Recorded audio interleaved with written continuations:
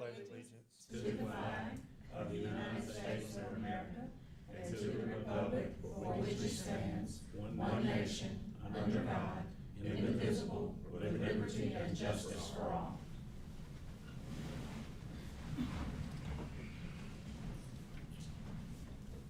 Can I get a motion to approve our agenda tonight? Motion to approve. Second. All in favor? Aye. Can I get a motion to approve our minutes from the August 7th meeting? Motion to approve. Second. All in favor? Aye. Can I get a motion to approve our financial dockets, our administrative docket, the school activity funds, the financial statements, and the consent agenda? Motion to approve. Second. Any discussion? All in favor? Aye.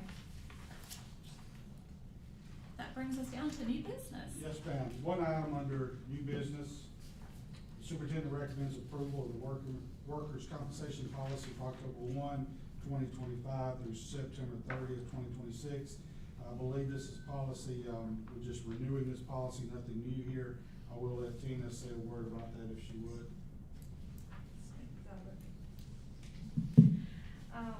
So Terry Finley is our insurance agent. He did get some quotes for us, and he is recommending to stay with Luba.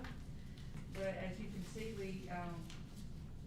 did go down just a little bit, and he was able to get some other people to bid on it. So we were able to get some policies for this. It is a October 1st to September 30th policy. And like I said, he does the legwork for us, gets information from us to get the best policies we can, and he's proven to stay with Luba. That's his recommendation, Dr. Smith.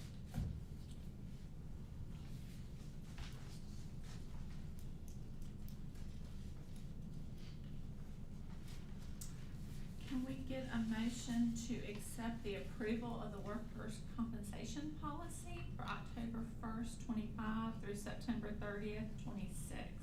Motion to approve. Second. Any discussion? All in favor? Aye. All right, that takes us down to superintendent's item of discussion. I just placed in your hands the enrollment data. If you'll just take a look at this, I did promise you last month that I'd update you again this month. The enrollment is on 9/4/24 a year ago versus today.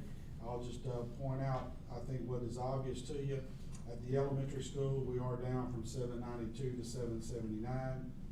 At the upper, you'll see we're down from 317 to 282. The junior high is down from 354 to 341.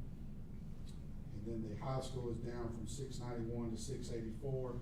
I did the math for you. So at this time last year, we had 2,154 students compared to this year, 2,086. So we're inching closer back to where we were last year. I think that's less than 100 students. So if you recall the numbers that I gave to you last month, that gap was kind of wide, but we've registered a lot of kids. So I think this is pretty stable. And will remain that way probably until January when we'll go through this again. So unless the board requests enrollment numbers, these will be the numbers that I'll give you unless I see something drastic.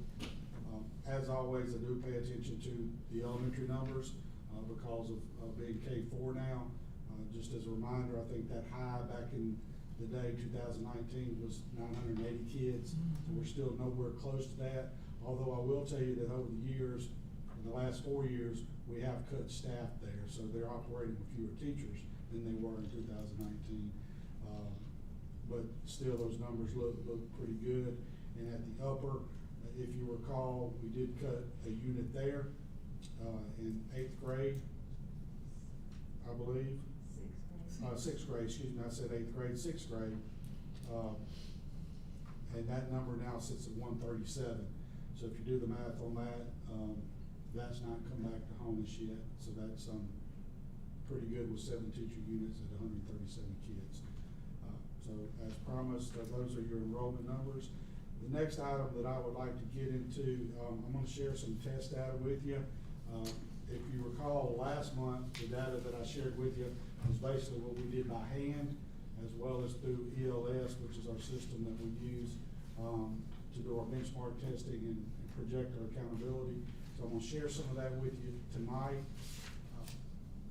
These are still not official numbers from NDE, so I kind of skirt around it a little bit, but everything I'll give you will be something that you haven't seen yet, but I'll try to refrain from making too much comment on it, because, again, they're not final, and will not be, I think, until the last of September. So I will show you where we stand based on what MDE has provided to us, and it will not change a lot, maybe a point here or there, nothing drastic. So what you see tonight is pretty much what you're going to get. We're not on the borderline anywhere to where if it shifts 2 points one way or the other, or 3 points, we won't be moving from a B to an A or from an A to a B. What you see is pretty solid in terms of where we're falling. So I'm gonna go through that with you. I'm also gonna give you a packet, which we will not go through tonight, but I will show you and remind you how to read the data that's in there.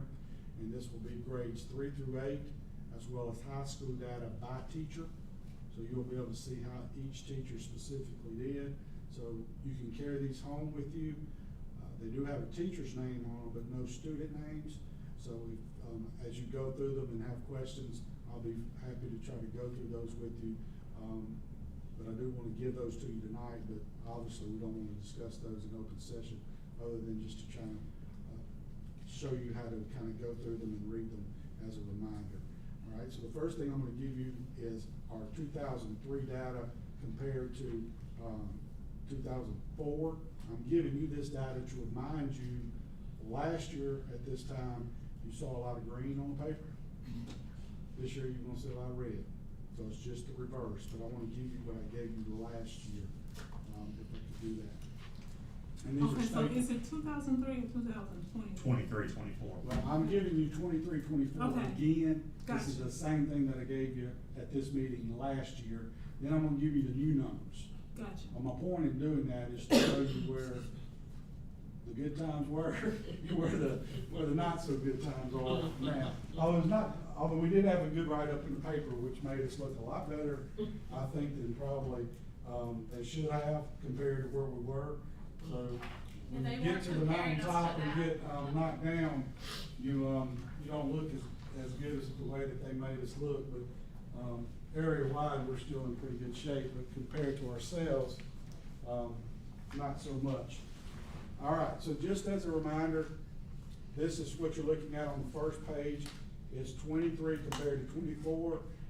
And again, these are the numbers, the boxes, if you will, where we get our district rating. So that's where we add these numbers up, and you get a number, and you come out to be A, B, C, D, or F. So you'll see from 23 to 24, where we made those jumps in green. So that's how we went from being a B to an A in short, okay? All right, and then if you turn to 24, 25, Ms. Taplin, this is what you're looking for tonight. So we take the numbers where we were in A in 2024, and what we are now in 2025. So you'll see the differences there, where we went down into each of those categories. So I'll just kind of go through that because these have been made public, so I'm not telling anything that I shouldn't. Our reading proficiency went down 2.5 points. Math proficiency held steady, and this is district-wide, okay? History proficiency down 6.3, science down 6.5, and science again would be 5th grade, 8th grade, and biology. Reading 3.1, math growth 8.9. Our reading growth low 25%, that would be low 25% across the district, not at one particular school. That's up 3.8. You'll see this number absolutely killed us. On math, low growth, losing 24 points. So that went from 71 to 46. Last year we gained 9.8 points there. This year we lost 24. Graduation rate was down 4 points.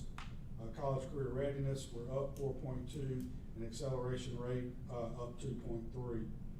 So areas of focus and challenges, obviously the 4th grade is always a constant focus because that impacts the lower so much, because there's no growth given at 3rd grade. So the fourth grade just basically picks up that slack, so when those scores are good, we look good there. When they're bad, we look bad there. So that's the reason that's focus is always going to be there. Obviously, the proficiency level at all grades 3 through 8. Math growth at all levels, especially our low growth, we've got to come back and get those points back. Career, college readiness, acceleration at high school. I'll show you something at the high school that concerns me, as Mr. Collins and I have talked about that, and we're taking a look at how to address that. I'm gonna share that with you on the next page. Number 5 is always important. I also put that on last year's scores. We can't figure out a way to bring it all together in the same year. If you recall last year when we became an A, we still had, I think, 2 of our schools, or the high school dropped. And then the elementary school picked some points back up from that big drop that they had a couple of years ago. But we've never been able to put it all together where all 4 schools improved at the same time. Science 5th and 8th grade, obviously a big concern. We had some drop there. The reason that drop doesn't look so bad on your science proficiency, you'll see that was just 6.5. We can live with a drop of 6.5 if we pick the points up somewhere else.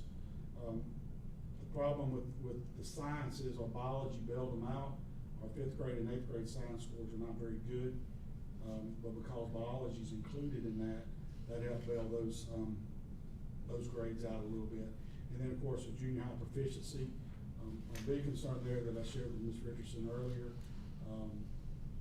You know, you have good groups, and then you have groups that are not so good academically. It's just fact of life. We had 2 really good groups out there, and for those scores not to be as well is a concern, obviously. So when we celebrate like we did last year, we got to acknowledge where our weaknesses are, so not hiding that. Again, compared to other schools in the area, doing really well as the paper illustrated. And when you look at where we were last year compared to where we are this year, obviously got to do some regrouping there. Next page, if you'll just take a look at that. You've seen this before. I'll just read from left to right there. I won't necessarily call out these numbers because these are not finalized, although they are for 22. Miss Wilson, I do want to just mention this as a reminder to you because I don't think you are aware. The elementary school was at 436 back in 2020. It took a nosedive to 301 in 2023. And if you recall, that I took some responsibility there, I think, for that because that's when we dropped the 4th grade back down.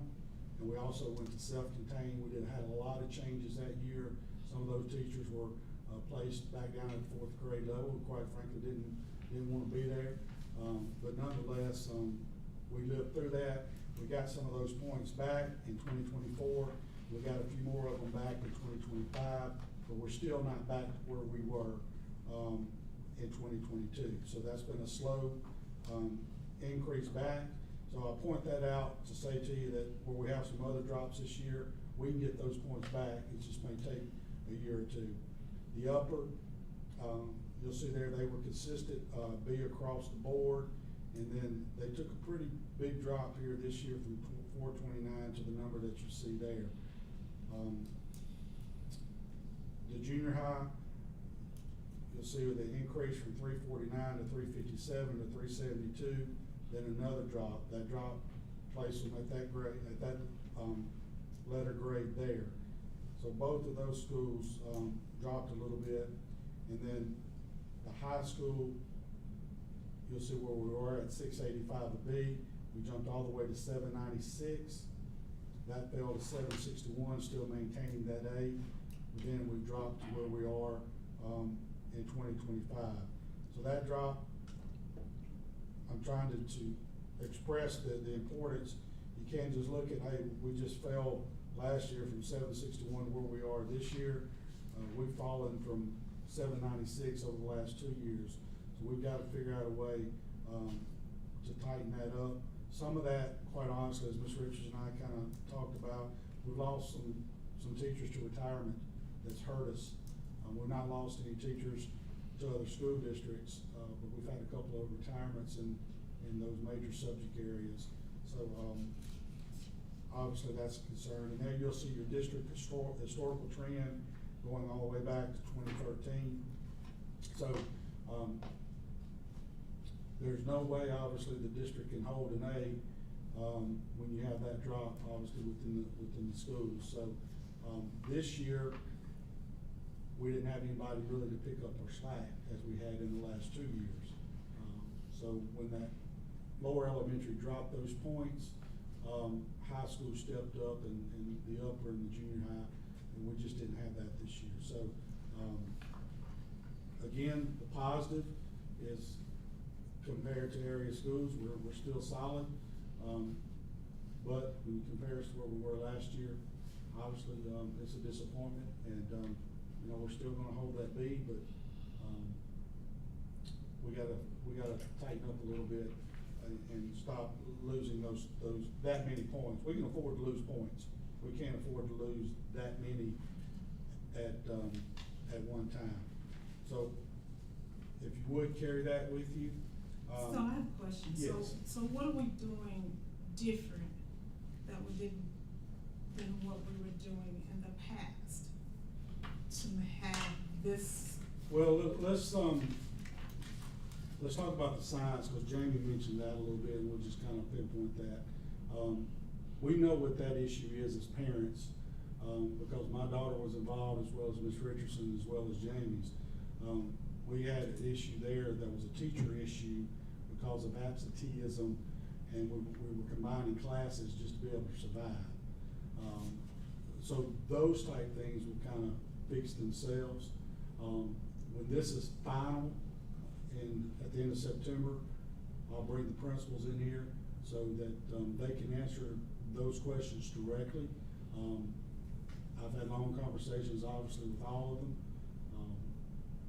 They can give you an answer, not that I can't, but I think that's their responsibility, to take ownership of these scores. So if I can bring them in here and give them the superintendent's award for, being an A, you remember we recognized all 4 of them last year, then they can stand and take some responsibility.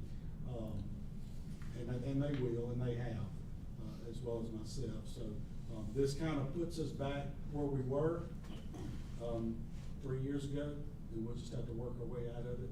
And I certainly think we will. So I don't have any doubt with that. So, yes, ma'am. Do we anticipate this through all those testing that we do? Like, did we see this coming?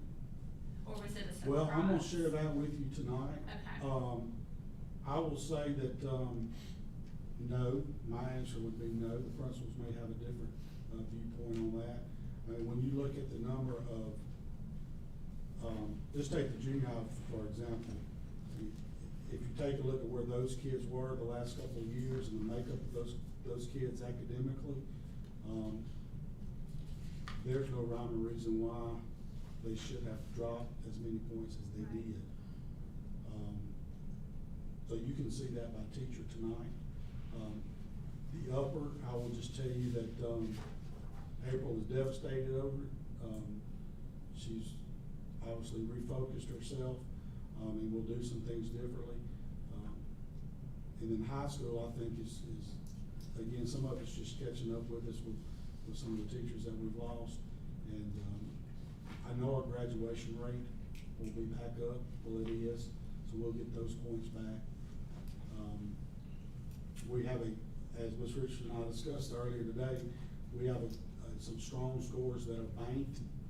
And what that means is they'll count for us this year, although they were taken last year, which Ms. Richardson couldn't really wrap her mind around that. Yeah. I can't wrap my mind around it either. But this year, the scores that were banked that counted against us, those scores were kind of weak. So that hurt us there as well. So, again, all this will be finalized at the end of September. I do want to give to you, let me give you the high school data first. This is what I'd just like for you to just take home and take a look at. Now, with the high school data, you're not gonna see, although they do take benchmark, you're not gonna see any projections, but on 3 through 8, I'll show you what those projections were, okay? Yeah, you don't mind.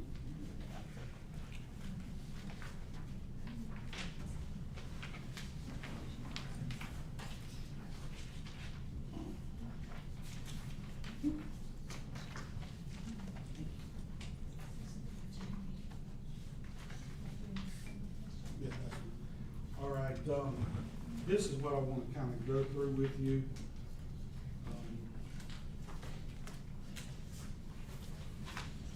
If you would, just try not to, listen, this is, I'll get these, this is kind of different. Y'all want to make sure that you don't leave these in the back seat. This is ELA grades 3 through 8. Right. That's my- It's, the math is on top and then the I'm ELA sorry, is thank on. you. So it's all in one folder? It's all in one folder Okay, for all right, them. that's good. Math on top, ELA is second. You're processing. All right, let me go through this with you, real quick.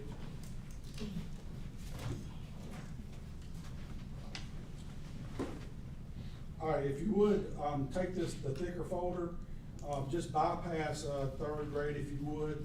I'm gonna give you a report on that, that's a little bit different, and I'll have that for you once it's finalized. But the first one you should see there, last name teacher starts with a W, you have that?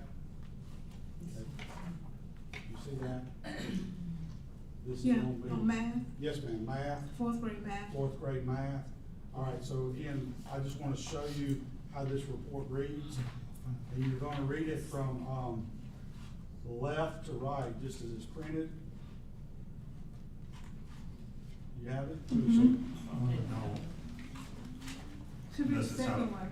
This is It's, what we're looking for. yeah, I found it's just a Yeah. different order. Oh, Yeah. different, okay. I got So it. this is one we're looking at? Mhm. Okay, all right.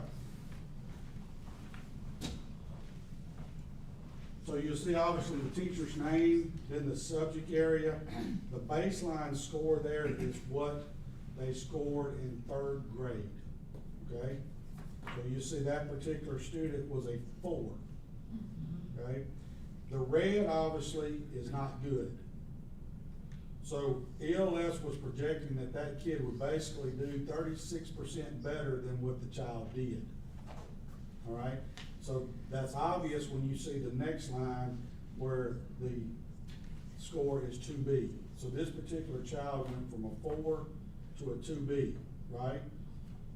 So that child was projected to do much better. So when you read it from the top to the bottom, all the reds are gonna come first. Those kids that break even will be in zeros.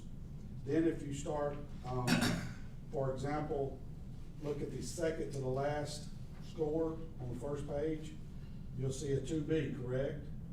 All right, so they were projected pretty good, for the most part, because they moved to a 3A. So a 2B to a 3A is a decent move, okay? And then you'll see on the right where that child gained a point or earned a point for our growth, okay? So it is possible to not score as highly as predicted and still earn a point for the school. Making sense? For example, you'll see where there's a baseline of 4. It's about halfway down the page. Then you'll see a negative 7%. And then that, you'll see where that child still scored a 4. But it was predicting that they would have scored maybe, gotten 2 or 3 more questions right than they actually did, but they still scored within a 4 range. So because they stayed a 4, you got a point for them. Y'all with me on that? All right, so if you'll go to the next page, you'll see where that teacher's greens are located. So at the top, you have a lot of kids who walked into the classroom who were 5s and remained 5s. You have one that was a 3B that moved to a 4. So what we don't wanna see is a page full of reds. Okay? If you'll go to the next page, you'll see a different teacher there. And you'll see the first student there went from a 4 to a 2B. Obviously, that's not good. So you had some kids drop there. You had a 5 drop to a 4. And then you'll see where, some kids remained 5s and a couple went from 4 to a 5.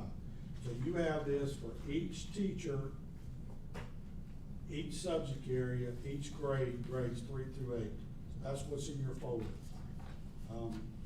So pay attention to those areas where we dropped a lot of points, and you'll see a lot of green, a lot of red. Okay? So again, carry those with you. Got some pretty good data there for you. Now let me kind of explain to you what the projection is. When you see that expected versus actual, all right, that's, the system is saying it's expected that they do this versus the actual that they actually made on the state test. So ELS is taking the 3rd grade score that they actually made on the state exam, and then all the benchmark data that's inputted into ELS throughout the year and coming up with the projection. Okay. So again, green is good and red is bad. You're not going to see where kids went from 1s and 2s to 5s. You're not gonna see that, but you will see some 5s, 3s, or 4s to 2s. So when that happens, when you have a 4 go to a 2, you lose the proficiency point, and you also lose the growth point. So again, it's a numbers game when you look at it that way. So when you have kids drop, it kills you in 2 categories. Okay? All right, so you have all of that now, you also have your high school data. All right? Okay, that's all I have for superintendent's reports, so it brings us to executive session. Ms. Richardson? Yes, can I get a motion to go into, closed session for legal matters? A motion to go into executive session, to consider going, no, to close the session, I'm sorry. I second.